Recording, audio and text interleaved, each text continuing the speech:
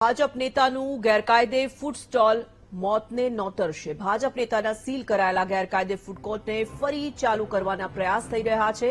Fire safety અને NOC વિના ચાલી રહ્યું છે શાસક પક્ષના નેતાનું ફૂડ કોર્ટ। ભાજપના નેતા ધર્મેશ વાણિયાવાલાની જગ્યા પર ફૂડ કોર્ટ બનાવાયું છે। ખુલ્લી જગ્યામાં ફાયર એનઓસી વિના ગેરકાયદે ધમધમી રહ્યા છે 26 જેટલા ફૂડ સ્ટોલ। 4 દિવસથી ફૂડ કોર્ટને બચાવવાના પ્રયાસ બાદ આજે ફૂડ કોર્ટ સીલ કરવામાં આવ્યું। ફૂડ કોર્ટ સીલ કરાયા બાદ પણ અંદરથી કામગીરી શરૂ કરી દેવાઈ છે। સંવાદદાતા ધ્રુવ જોડાઈ ચૂક્યા છે સુરતથી, સીધા જોડાઈશું તેમની સાથે। ધ્રુવ, ભાજપ નેતાનું જે ફૂડ કોર્ટ હતું તે સીલ કરી દેવામાં આવ્યું છે, ગેરકાયદે ધમધમી રહ્યું છે અને ફરીથી તેને ચાલુ કરવાના પ્રયાસો પણ હવે તેજ થઈ ચૂક્યા છે।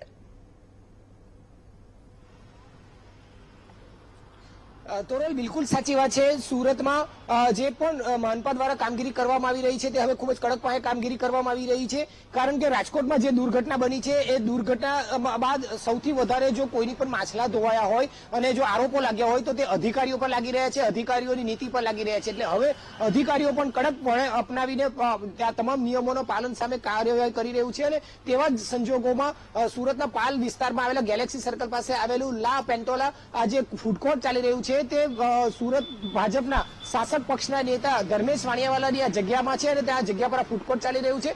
અને આ ફૂડ કોર્ટની જગ્યામાં જે ચાલી રહ્યું છે ત્યાં જ કોઈ પ્રકારની ફાયર સેફટી નથી તેવું મહાનગરપાલિકાના તંત્રએ કહ્યું છે અને તેના કારણે અહીં સીલ કરી દેવામાં આવ્યું હતું। 29 તારીખે આ ઘટના બની, 29 તારીખે સીલ કરી દેવામાં આવ્યું છે અને આજે 2 દિવસમાં તો અહીં સીલનું કોઈ સિમ્બોલ દેખાતો નથી, કોઈ નોટિસ દેખાતી નથી અને આજે આ કામગીરી અહીં શરૂ પણ કરવામાં આવી છે। બાંધકામથી લઈને નાની મોટી કામગીરી શરૂ કરી દેવામાં આવી છે। એટલે કે આ ખૂબ જ ગંભીર બાબત છે, કારણ કે 2 દિવસ જે છે તે હજી સીલ કર્યાને થયા છે અને ત્યારબાદ તેને ખોલવા માટેના પણ પ્રયાસ ભાજપ દ્વારા નેતાઓ દ્વારા કરી દેવામાં આવ્યા છે। ખૂબ જ આ મહાનગરપાલિકાના અધિકારીઓ પાસે આ ફૂડ કોર્ટને બચાવવા માટેનો પ્રયાસ પણ કરાયો હતો। જો કે 2 દિવસ સુધી તો આને સીલ ના કરાયું, પરંતુ આખરે 3જા અને 4થા દિવસ બાદથી આ મહાનગરપાલિકાની જે ટીમ હતી તે હવે બચાવી શકે તેમ ના લાગતા અને આખરે તેને આને બંધ કરવાનો નિર્ણય કર્યો છે। ફાયર એનઓસી ન હોવાને કારણે અને જરૂરી ફાયરના દસ્તાવેજી પુરાવા ન હોવાને કારણે આખરે આ નિર્ણય લેવો પડ્યો છે। 26 જેટલી આ ખુલ્લી જગ્યામાં ફૂડ કોર્ટના એમાં ખાણીપીણીની સ્ટોલ આવેલા છે, દુકાનો આવેલી છે અને તે તમામ વગર ફાયર એનઓસી એ ચાલી રહી છે। એટલે કે કહી શકાય કે ભાજપના નેતાઓની જે જગ્યા છે ને આ જગ્યા ભાડે આપી છે અને તે જગ્યા પર ચાલેલું ફૂડ કોર્ટ જ નિયમ વગર ચાલી રહ્યું છે અને અત્યાર સુધી 2 રોકટોક ચાલી રહ્યું હતું। આ તો રાજકોટની દુર્ઘટના બની અને હવે જે તંત્ર ખૂબ જ કડક પાયે કામગીરી કરી રહ્યું છે તેના કારણે આ તમામ બાબતો સામે આવી છે। જો આવી કોઈ દુર્ઘટના ન ઘટી હોત તો આ નિયમની એસી કરીને જ આ ફૂડ કોર્ટ ચાલી રહ્યું હતું તે જોવા મળી રહ્યું છે। અત્યારે પણ આ જ રીતે જોઈ શકાય છે અને મોટી વાત એ છે તોરલ કે જી તોરલ।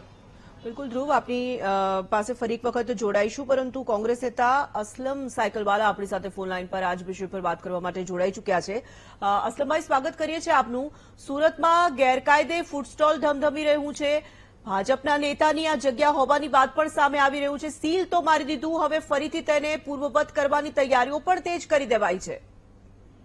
જો બેન, સુરત મહાનગરપાલિકામાં ભારતીય જનતા પાર્ટીના જે કઈ પદાધિકારીઓ કે ચૂંટાયેલા જનપ્રતિનિધિઓએ એ જેટલા ભ્રષ્ટાચારી છે, ગેરવહીવટ કરી રહ્યા છે, એટલું હું માનું છું કે આખા દેશમાં કોઈ બીજી મહાનગરપાલિકામાં નહીં ચાલતું હોય। અને હું તો આ લોકોને એમ કહું છું કે તમારે બધી ગેરરીતિઓ કરવી છે હોય તો તમારા ગેરરીતિના જે કઈ ઓળખ ધંધા છે એના પર કમળના નિશાન લગાડી દો કે આ કમળ છાપ છે, એટલે લોકો અને મીડિયા સમજી જશે કે આ ભ્રષ્ટાચાર છે, આ ખોટું છે, કે આ ગેરકાયદેસર છે।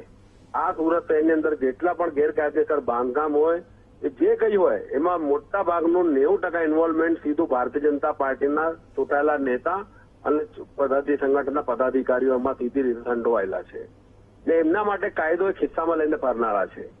હું તો અધિકારીઓને અપીલ કરું છું કે તમે આ લોકોની વાતોમાં નહીં આવો। આજ દિન સુધી રેકોર્ડ છે, કોઈ નેતા જેલમાં નથી ગયા, અધિકારીઓ જાય છે અને આ નેતાઓ તમારી પાસે દબાણમાં યેનકેન પ્રકારે ખોટું કરે છે તો એમની પાસે લેખિત લો ને રેકોર્ડ પર લખો કે કાલ ઉઠીને એવા કઈ અઘટિત ઘટના ઘટે તો આ નેતાઓ પણ તમારી સાથે જેલ યાત્રા કરે, તમે એકલા જેલ યાત્રા ના કરો। બિલકુલ, ધન્યવાદ અમારી સાથે અસલમભાઈ જોડાવા માટે। તો સુરતના મોટાભાગના ગેરકાયદે બાંધકામ ભાજપના હોવાનું કોંગ્રેસ દ્વારા આક્ષેપ કરવામાં આવી રહ્યો છે. તો જે રીતે આ સમગ્ર મામલો સામે આવી રહ્યો છે, ફાયર સેફટી અને એનઓસી વિના જ શાસક પક્ષના નેતાનું ફૂડ કોર્ટ ધમધમી રહ્યું હતું.